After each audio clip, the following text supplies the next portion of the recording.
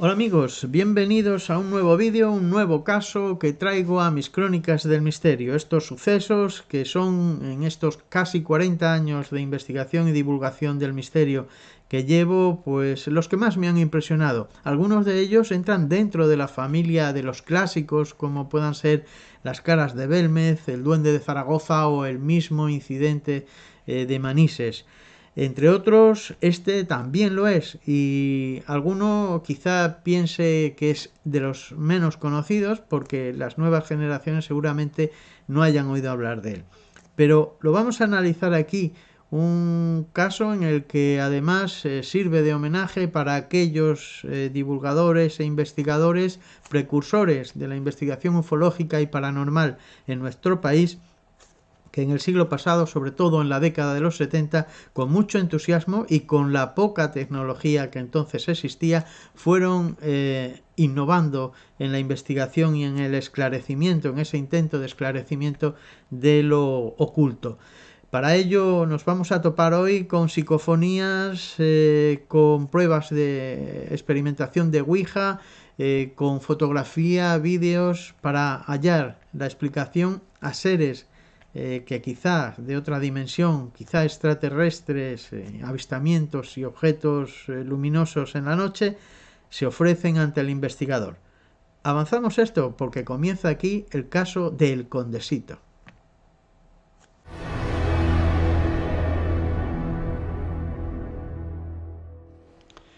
Bueno, pues vamos a hablar de la conocida fotografía del Condesito. Se llama así porque esta fotografía fue realizada en la finca del Condesito, así se llama, en Huelva, en término municipal de la Rociana.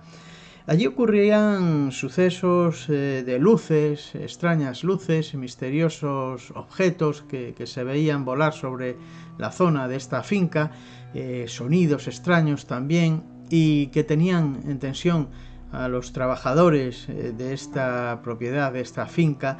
Incluso en más de una ocasión les habían hecho abandonar el lugar. De modo que un grupo de investigadores pioneros como Manuel Osuna en la ufología, también Julio Marbizón Preney, el propio Antonio José Alés o Ignacio Darnaude, Antonio José Alés, que por aquella década de los 70 dirigía un programa de radio mítico en la cadena SER Medianoche y que contaba cómo había sido vista una enorme luz cuyo resplandor iluminó toda la zona. Esa luz se disgregó en pequeños puntos de luz y fueron desapareciendo, estuvieron durante varios minutos y uno de ellos comenzó a adquirir formas, como a dibujar en el cielo la forma en un caso del feto de un bebé, para transformarse luego en lo que parecía la figura de un astronauta. Todo esto que Manuel Osuna denominó que podría haber sido desde la ciudad de Sanlúcar de Barrameda, que una luz, un objeto volante no identificado, un ovni, hubiera proyectado esa especie de holograma sobre la zona de la finca. Todo esto hizo a este grupo, que junto a otros comenzaron a investigar y a visitar la zona, la finca, el terreno, y a hacer pruebas de todo tipo, psicofónicas, fotográficas, videográficas. Y bueno, en una de esas pruebas en las que este equipo realizó fotografías con infrarrojos para intentar fotografiar lo que no se veía, lo invisible.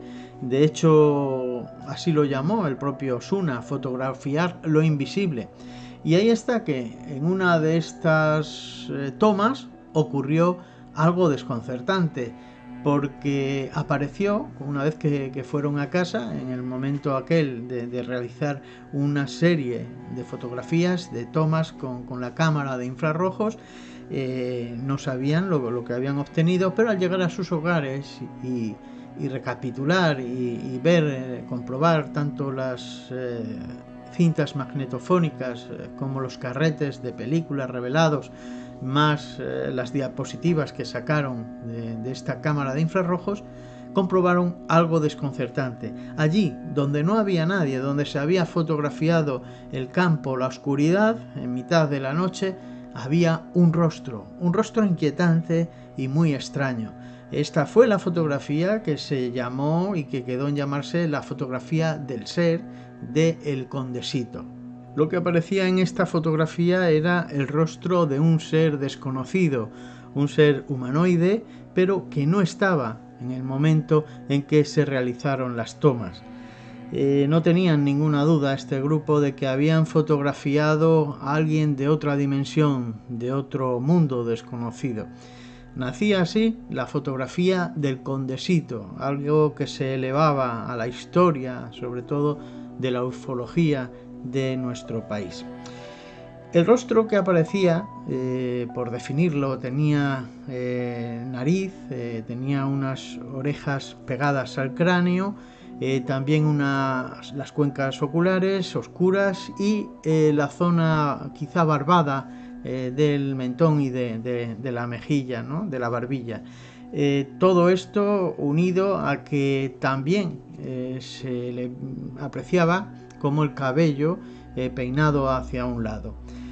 Muchos denostaron y siguen denostando esta fotografía por decir que tiene muchas particularidades humanas, que la imagen de ese rostro tiene particularidades, gestos o el rostro ofrece algunos aspectos demasiado humanos.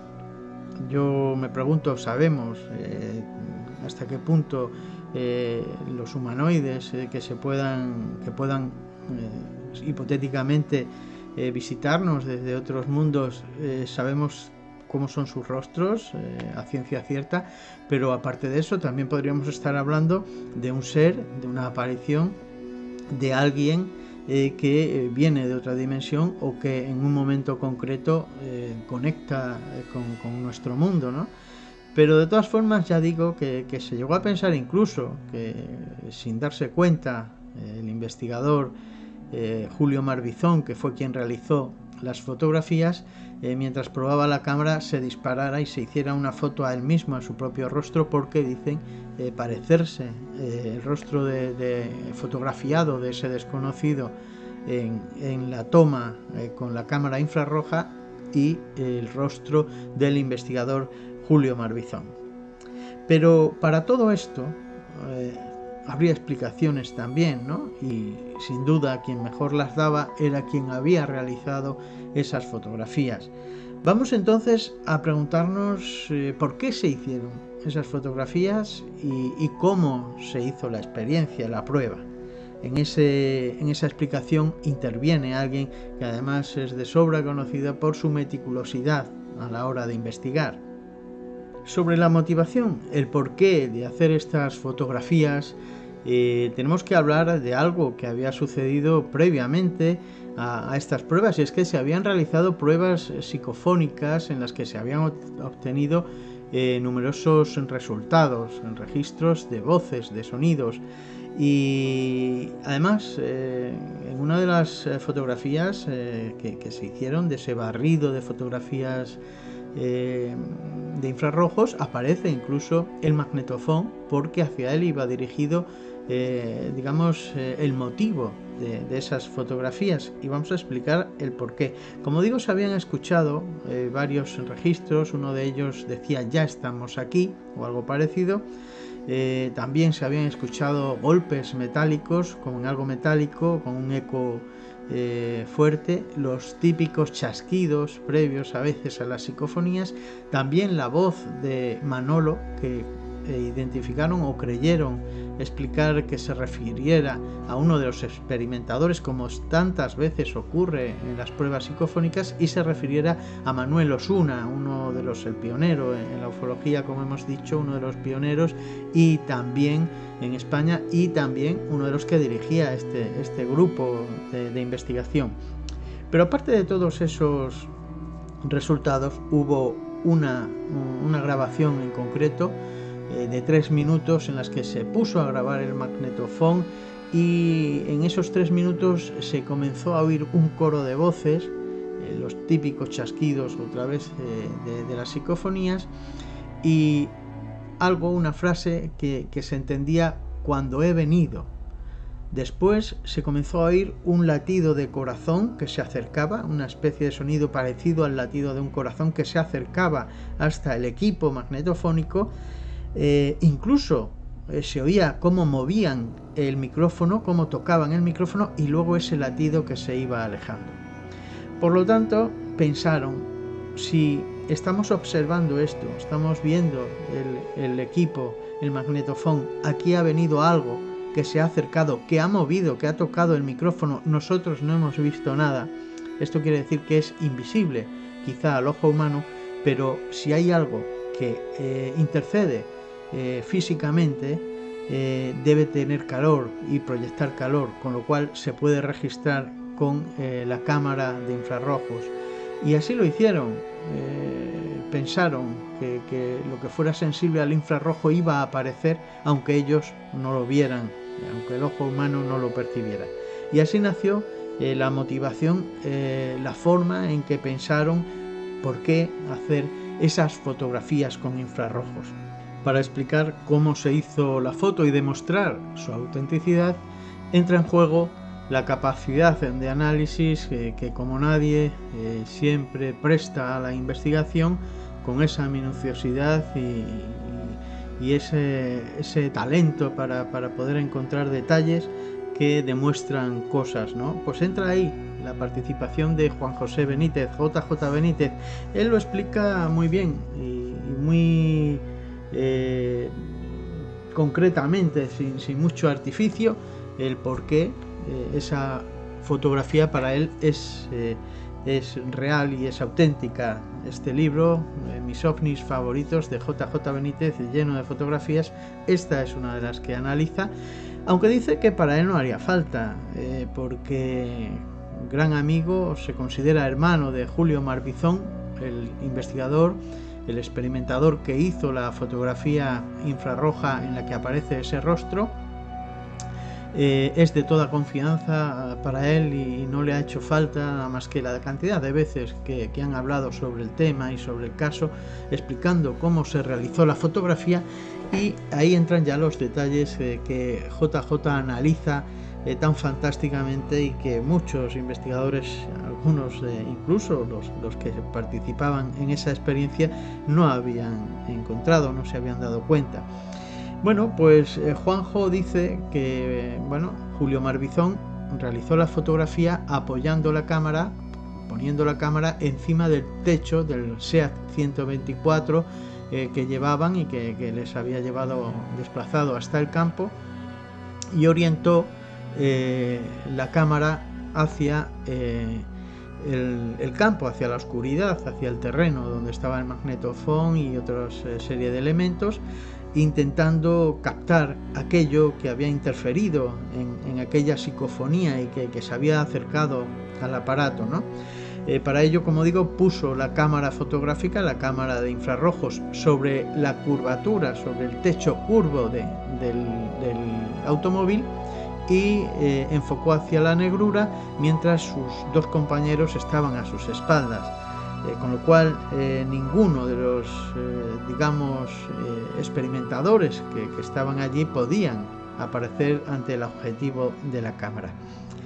El disparo, lo que aparece en la diapositiva es delante del objetivo, es alguien que está a 1,20 m aproximadamente de la cámara, con lo cual pues no aparece nítido, aparece desenfocado. Y como digo, la explicación de Juanjo es primordial para explicar el por qué aquello no era ninguno de los experimentadores que ni voluntaria ni involuntariamente pudieran haber aparecido ante la cámara. Explica lo siguiente: el objetivo de la cámara ofrecía el eje del encuadre inclinado debido a esa curvatura del techo del 124, con lo cual la imagen, el horizonte, todo aparecía inclinado. Sin embargo, la imagen del rostro de aquel ser, de aquel rostro de aspecto humanoide que aparece a apenas 1,20 m del objetivo, también está inclinado, digamos, en la misma dirección que el eje de la cámara, que el encuadre que ofrecía el objetivo de la cámara, por la curvatura que digo del techo del automóvil, con lo cual aquel ser, como dice Juan José Benítez, posó, buscó inteligentemente, queriendo, voluntariamente, buscó estar acorde con la inclinación de aquella cámara.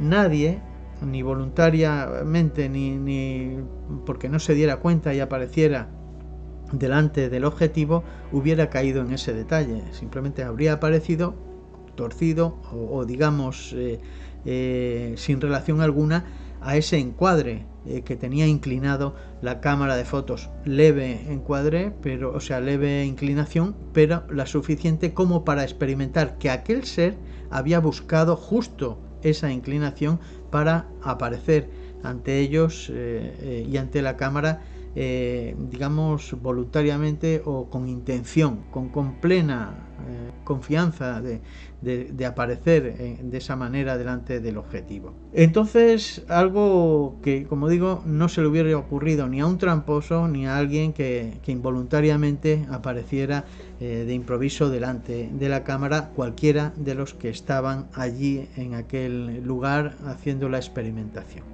Esta es una explicación que, como nos damos cuenta, nadie hubiéramos a lo mejor caído, o de hecho nada más el propio Juan José Benítez y algunos pocos pueden y tienen esa síntesis para analizar de una fotografía algo que a lo mejor a casi todos se nos pasa de largo.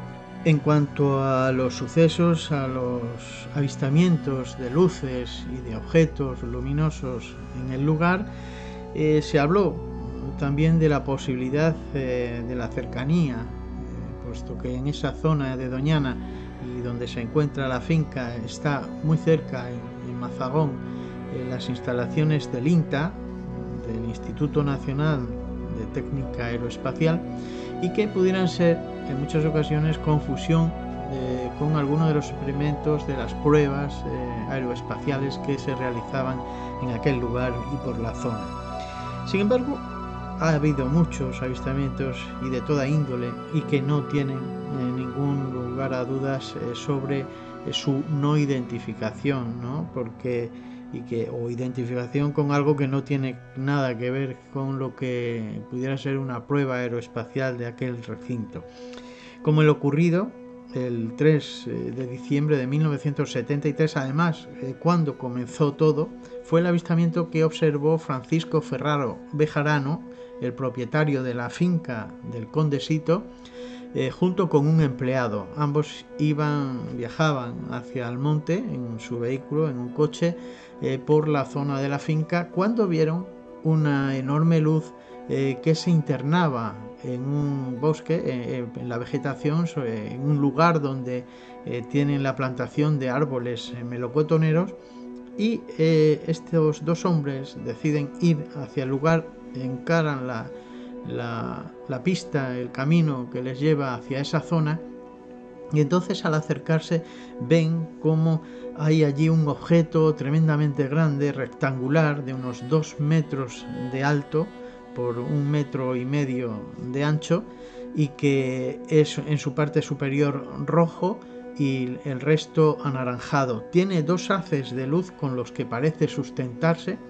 Aquello está con una luz pulsante, una luz que varía de intensidad, y de pronto, mientras están viendo aquella observación insólita, observación de un objeto extraño, aquello despega, sale del lugar a toda velocidad y se pierde en el cielo.